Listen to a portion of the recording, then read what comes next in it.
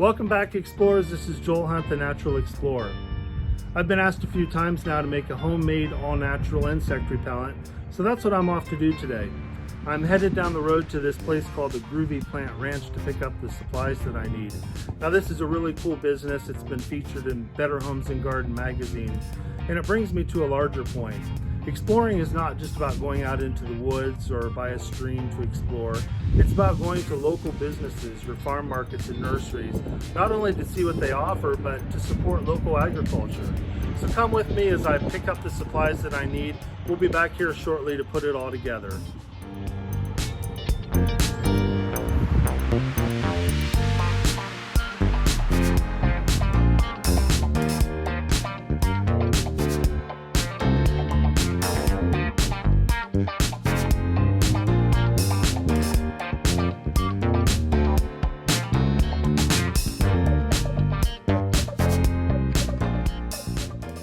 The first plant I need for my bug repellent is yarrow. You can find this in your backyard. It grows wild, but I'm going to buy this for the bees that we grow at our house. I can't go to a plant store and get just one thing. The last ingredient I need for my natural bug repellent is oregano, and there's 3 here that I can choose from: the Italian, the Greek, and the hot and spicy. And I think as a bug repellent, hot and spicy would be best.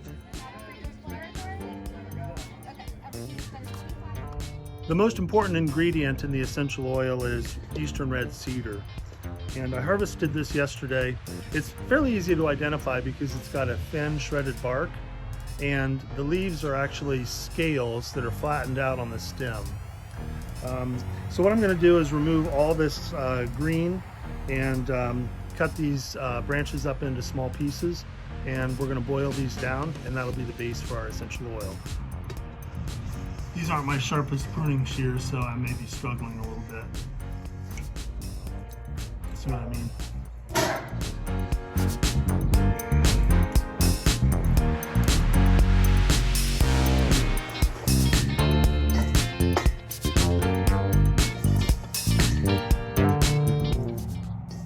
I have all my wood pieces. I'm going to pour them in the saucepan, flatten them out, cover them with water.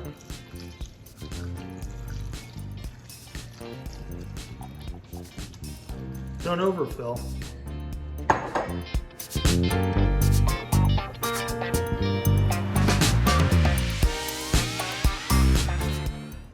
We have about 1 minute until our cedar has cooked down completely. At that point, we're going to strain it.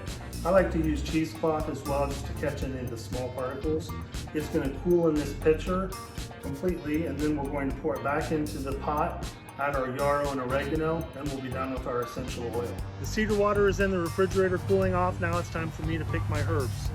Whenever I harvest, I always try and pick from the bottom, unless it's getting ready to flower. Then I pick the whole top stem, because once an herb starts to flower, it makes it go bitter. So with this small guy, I'm just going to pick a couple of these here on this bottom. You just pinch them off. You don't want to tear or pull.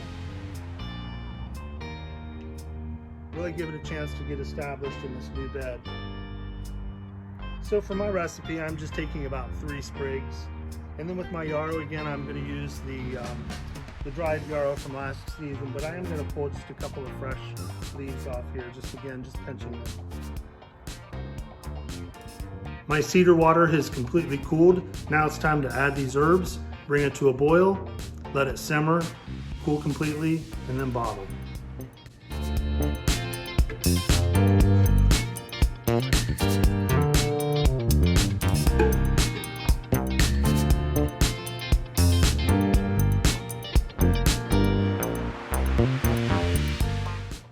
The mixture's been on the stove for 10 minutes, and you can see there really isn't a lot left. So it's reduced down. It's now an essential oil. So I'm going to take the syringe, I'm going to siphon out my essential oil, bottle it up, and then we'll be ready to finish our product.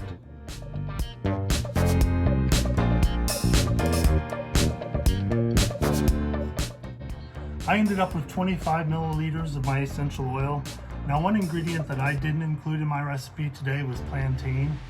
That's because I had already made it into an essential oil last year, so I'm just going to add this into my insect repellent. But if you were to do this yourself and you wanted to add the plantain when you add your yarrow and your oregano, you can do that. So the process is simple to put all this together. We're going to start with our witch hazel, and we're going to fill this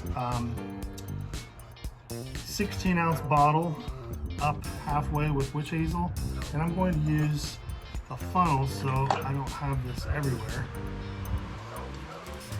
Now, fortunately, this bottle has the measurements already marked, so I'm almost to 8 ounces. So that's my witch hazel. Now I'm going to take the spring water and fill it up and leave about a ½ inch of headspace.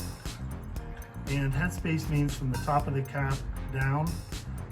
And the reason that you do that is so you have room for your essential oils and for expansion if it should be in a hot car or something, you don't want the bottle to leak. So there I am. I have my witch hazel and my spring water combined.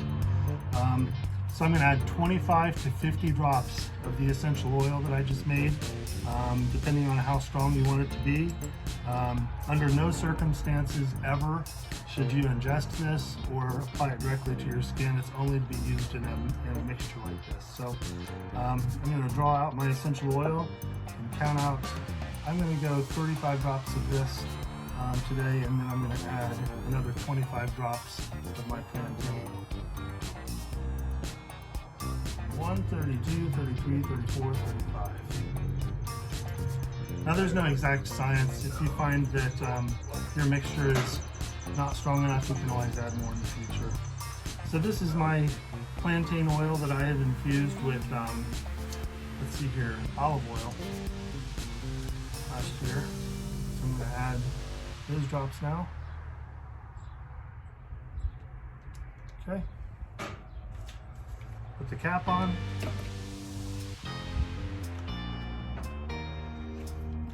Give it a shake. And there's my insect repellent. So you'll want to shake it before each use. And again, do not ingest this.